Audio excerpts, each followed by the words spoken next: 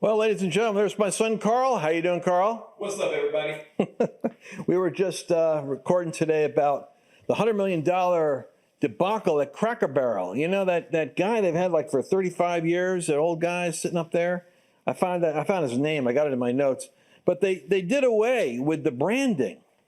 And they started to get more woke, since 2013. There's been killing. You'd think they would know that you don't, after Bud Light and after, Target, you don't mess with your core constituents. Your core, it's like conservative old mom and pop middle America. This isn't coastal elites going to Cracker Barrel.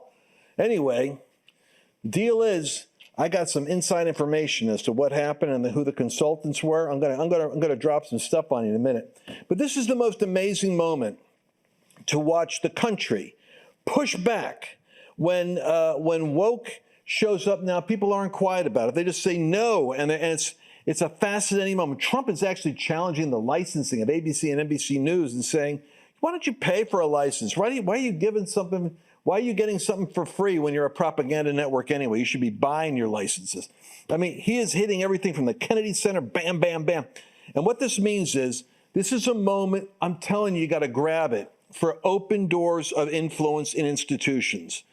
This is the time, running for office, building your business, going to the top of the mountain. I talked for years about mountains. In fact, I've got a product now called the Watchman's Deck, which deals with, I taught on the emerging order of kings and priests, the opening of gates, the doors that are opening. And what's great about it is the hidden wealth, the relationships you've got that'll open doors for you and create this. Relationships are currency, my friend, and you have them. And God wants you to be able to build a relational network that'll help you achieve the dream that you've got. I want you to get a gift. It's called the Watchman's Deck for your gift of any amount. Nations are actually moving right now in a unique way. I want you to order this teaching, and you just, for your gift of any amount, it can be yours, and I want you to get it. Would you do that? Go to lancewallnau.com/watchman, and you'll be glad you did. God bless you. Here's a controversial issue. Trump cracks down on anti-American flag burners with potential jail time. How do you feel about that? I'm shocked at the number of First Amendment free speech Christians who are all freaking out about that. Let me tell you something. Go check out and see if there's anybody doing jail time for burning an LGBTQ flag, a pride flag. And you're going to find there are certain states that are putting people in jail for burning the pride flag. Why? Because it's an act of hate speech. Well, I think it's a hate speech when you burn the American flag. It's disrespectful to all the veterans who died, who came home in coffins wrapped in that flag. Now, I don't care what the logic of the liberal Supreme Court is on that. I think a more common sense approach is that there's no real justification for the desecration and burning or urinating on the American flag in public. I think it's an act of provocation. So, flag burning order has ruffled a lot of people's feathers, but Trump didn't mind it. He signed an executive order aimed at prosecuting those, in his words, who desecrate the flag. An act, he says, and it's meant to intimidate those, that the act of burning the flag is meant to intimidate and threaten violence against Americans. Now, he had to use some vague language because, of course, all the free speech advocates would jump down his throat. But like I said, nobody was jumping down the throat of people that were being, taken to court over other flags being burned. But primarily, he says he wants Pam Bondi to focus on cracking down on foreign nationals. So it really irritates him to have illegals or foreign nationals in the country that hate America and are stirring up anti-American sentiment and burning the flag. So he's calling on the Department of Justice and State Department to revoke visas for non-citizens who burn the American flag. And meanwhile, while this is going on, Pam Bondi had made an announcement about a major case that was won by the Department of Justice against a prominent drug lord. And it happened with the Mexican cartel kingpin Ishmael Zambada, also known as El Mayo. He pleaded guilty yesterday to drug trafficking And as a top official in the Sinaloa cartel, he's expected to be put in for life imprisonment in January. Bondi says Elmira will spend the rest of his life behind bars and die in a U.S. federal prison where he belongs. He's one of the most powerful drug traffickers in the world. His partner was El Chapo. He took over for him and was co-founders of the Sinaloa cartel, where they brutally murdered multiple people, flooded the country with drugs, and the reign of terror is over. But I had another article here, and I wish I could find it. It was kind of interesting. Oh, well, it's not here now.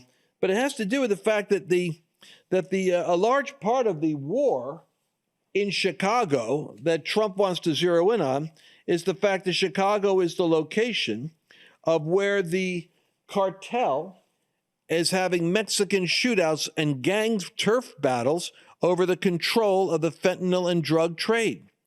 And since Chicago is all thumbs at being able to address it, and it's an FBI priority under Kash Patel, that's one of the reasons why Trump says, I'm going to swing over to Chicago.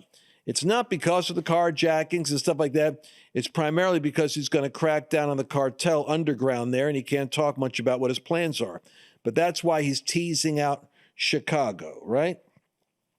Meanwhile, on Frostbite Falls, John Bolton may be in hot water as the FBI investigation expands beyond his controversial book.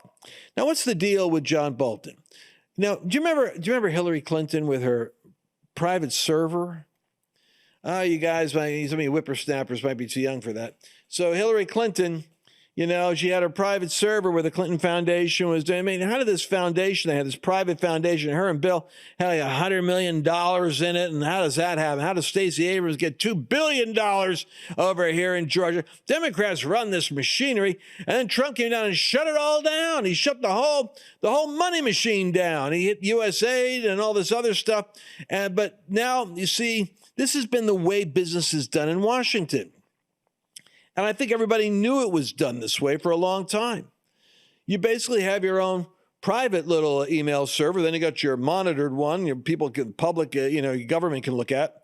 But here's the deal. He was, according to sources, Bolton's home and office is tied to an investigation that reaches beyond just some of his controversial books exposing stuff against Trump. But with respect to Bolton, it's possible that he was releasing and selling information, or that he was sharing information that was highly classified with family members and with others, because it provided him with an opportunity for his own financial enhancement.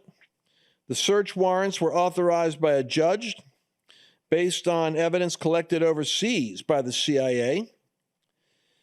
And it's going to be interesting to see how this works, because some say that Trump is just going after his enemies.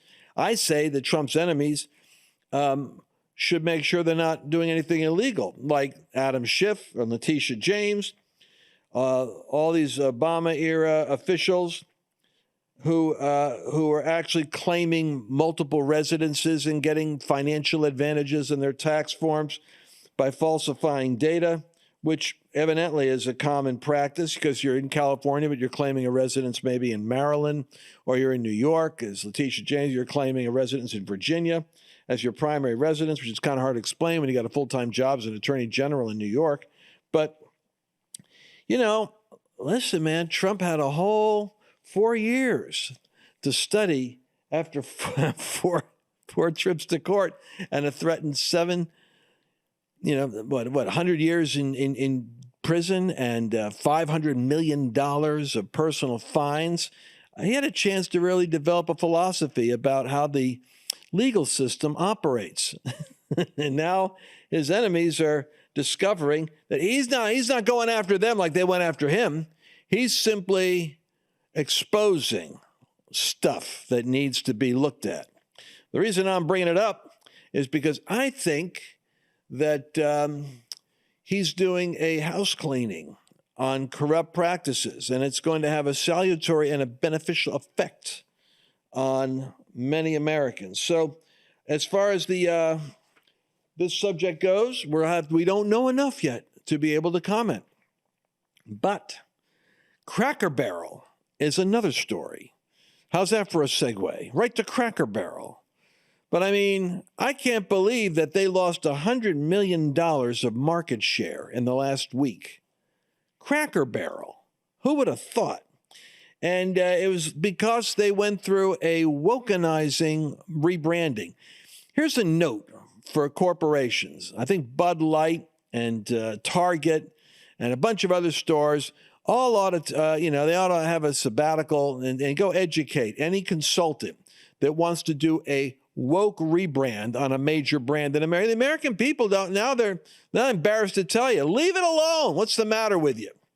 Well, what they do is they took old Uncle Herschel, old man leaning on the Cracker Barrel. Well, that's Uncle Herschel. And so you got this old man for 45 years. He's got his elbow on the Cracker Barrel, kind of like.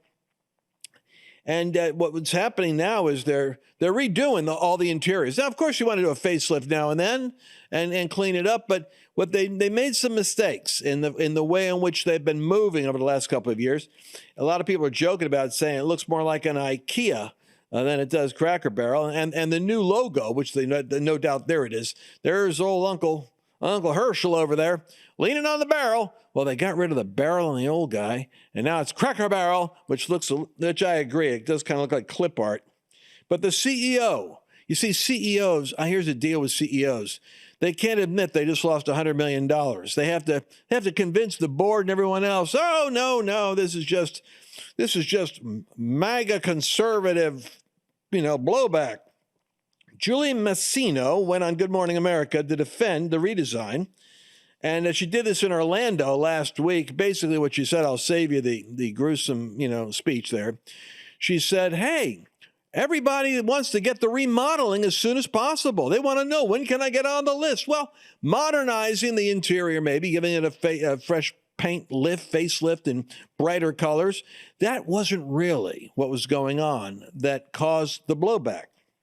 I think it was Megan Basham who said that the company really was trying to distance itself from its traditional Southern roots and its association with family values. Back in the 90s, the company famously required restaurant staff to display normal heterosexual values, while in recent years, Cracker Barrel went on a woke turn.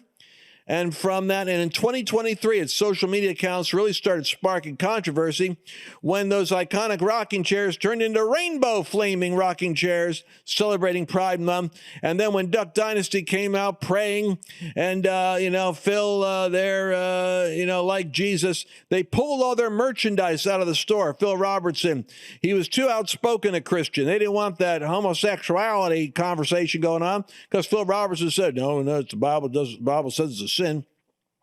So their management team continued down that woke trail and heading that division at the same time.